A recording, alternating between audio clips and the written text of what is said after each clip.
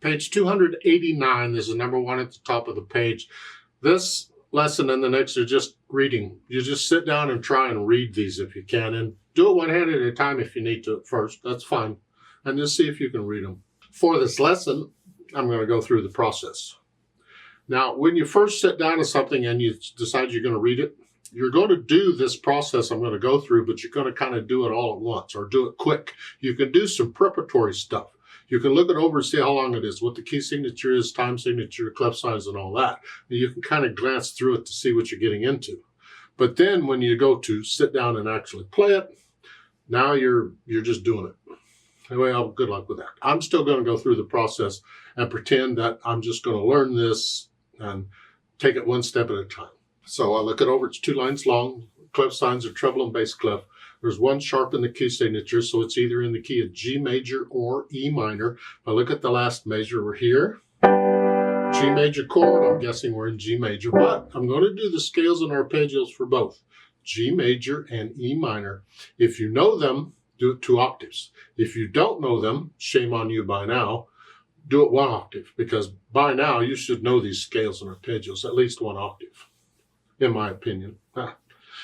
And then 4/4 time signature. Now, the hands are playing at the same time, so I'm going to take both hands together. Right hand is up here to start. And I see in the second measure, the thumb has a D, so I'm going to go ahead and just go there. So I'm ready. Otherwise, I could go here, but I'll just go there. And it's quarter notes.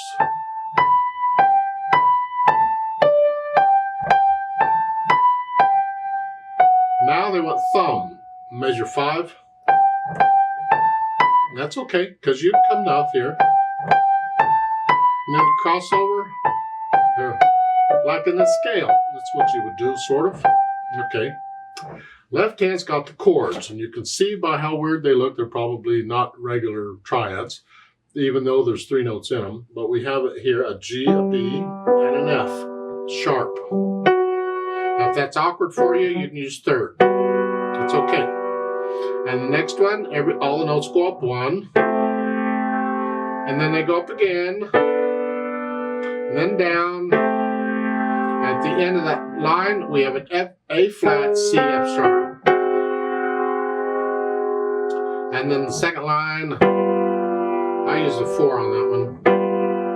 And then here. So this is weird chords here. You get used to seeing them eventually, but right now you may have to figure them out. You spell out the chord. That is, you start with the bottom note and you figure it, and then take the next, and the next, and the next, and the next until you got them all. Like in the second measure. That mess, well, we have an A, a C, and 3 ledger lines above. The staff is a G. You really should know that note. I believe you should know the notes up to and including 3 ledger lines above or below either staff, treble or bass. But here, the whole chord is that, but we're not using the E. So you'd spell out the chord and get that. Now we put the hands together and see what we get. So we're here to start. Now here, here. Now here. And here. If you're not sure what it is, again, spell out the chord. This is the last note in measure 4. It's an A flat, a C, and an F sharp, and an F sharp. And then go on.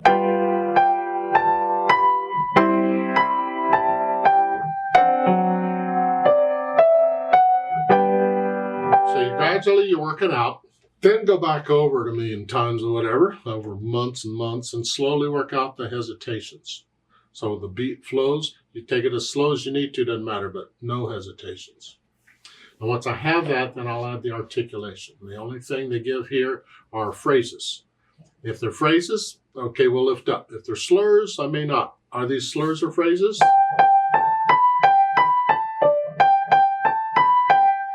In my mind, that first line it's all 1. That's marked as 2, but I would connect it all. The second line is marked as a 1, and I feel the first line should be marked as 1 also. I don't have the words in front of me. Sometimes the words indicate something different. But I'm going to connect that first line all the way through, and then at the end of the line, then lift up for the phrase. Here, we're going to move anyway. And the left hand, I'm going to connect it as best I can, even though I can't connect any of it. But make sure it's a short silence when you go here to here. Don't like give it a full quarter note. Don't go. See, I'm giving it a full quarter note rest. No, you want it to be very short silence.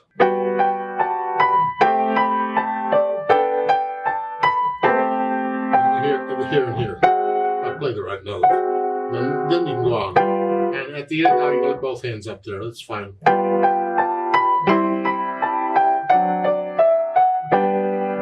I'm trying to connect the left hand even though I can't. It's connected. Do you get the idea? That is okay. Then the dynamics. MF. That's all they give you is moderately loud. Mezzo forte is the melody. And you'll decide. These chords need to be soft in the background.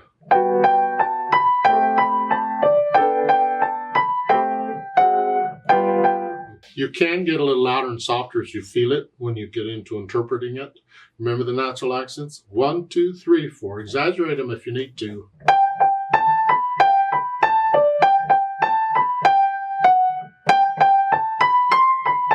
Make sure you feel them. I exaggerate them so you can hear them better, but just feel the natural accents.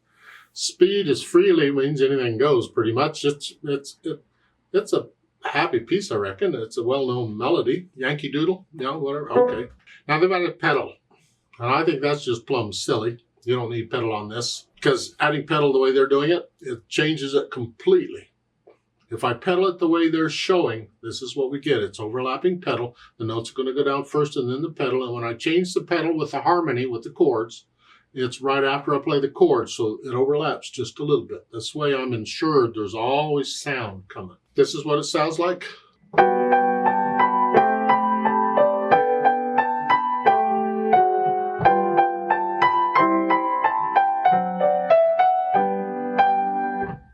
Right? See, that's what it sounds like. That's what they're after.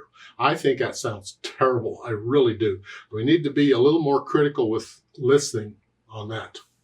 However, this gives me a chance to introduce a type of pedaling that comes in handy in a lot of play. I use it a lot.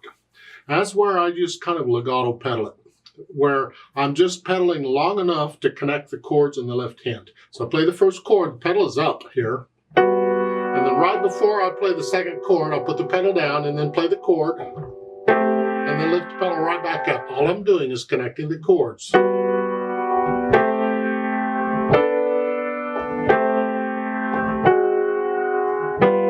if you want to hear the phrase, you got to lift up at the end of the lift up.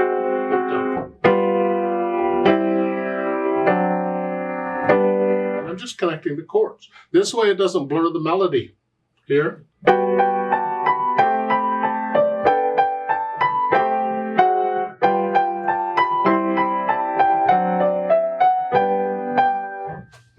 And if I want to connect the repeated notes at the end, I'll pedal that whole measure to connect the repeated notes. I'm not worried about connecting the repeated at the beginning. That's okay. If I wanted to connect them, I would have to pedal them. So forth. But I'm not going to bother trying to connect the repeated quarter notes here. But I will connect the notes in the last measure, the half notes. Now be careful at the end. If you decide to pedal the last measure, you have to change the pedal at the bar line. So the last two measures would be that. Put it down and then change it after you play them. Otherwise you'll smear this. We don't want that. Yeah, so change it there. And that's what I'm recommending you do. It's a much cleaner melody, and yet we're getting the legato, we're getting the connectedness. Let's play this together slowly and check the notes and the rhythms. Real slow. We're not performing it, we're checking notes and rhythms. And I'm going to go ahead and pedal it like I suggested, so in case you need to see it at a slower tempo. I'll give us 4 counts, and let's see if you can play it. Even just the left hand alone if you need to. 1, 2, ready, go.